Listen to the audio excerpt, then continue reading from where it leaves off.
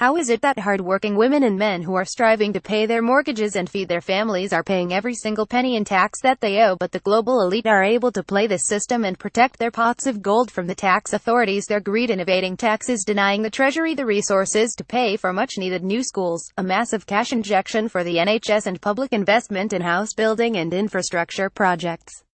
Unite supports the Shadow Chancellor's call for a public inquiry to look into tax avoidance and evasion both onshore and offshore in response to the Paradise Papers, which have further undermined our trust in the establishment.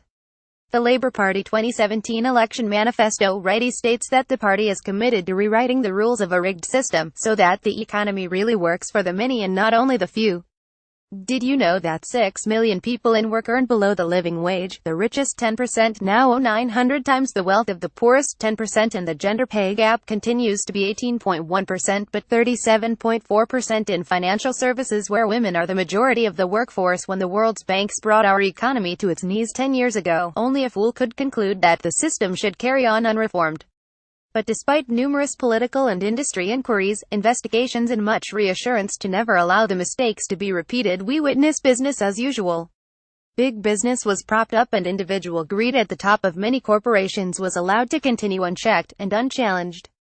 10 years on, we see that RBS, which took a government bailout of more than £58 billion, continues to cut thousands of jobs year on year in the name of efficiency, that staff in Capita are fighting tooth and nail to protect their retirement incomes, and that employees across the economy are battling to address the inequalities brought by the performance-related pay systems.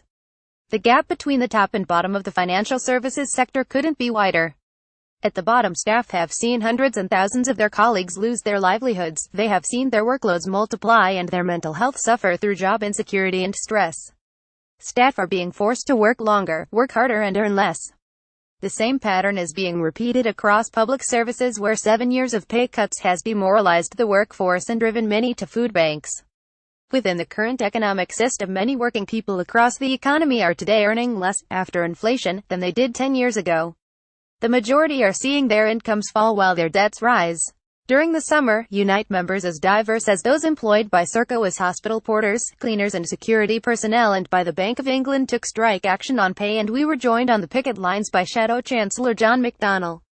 Yet the financial services industry is allowed to continue to operate in the interests of the corporate elite. The economic system simply works to sustain the status quo to the detriment of small businesses and local economies. But hope should not be lost. We can make changes. We can upgrade our economy. We can deliver Labour's vision of an economy that works for the many, and not just the few. Labour has shown that the British government could make a difference today if it wanted to. Straightforward changes that could be implemented immediately could transform the economy.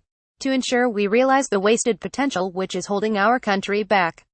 The proposals around a financial transaction tax, a new unit to detect tax avoidance in HMRC, and simply requiring the top 5% of earners to contribute more in tax to help fund our public services.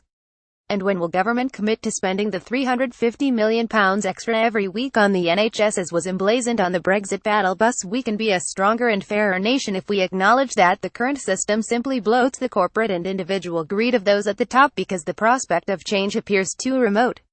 Yet allowing the inequality to swell will merely allow the already rich to concentrate their riches.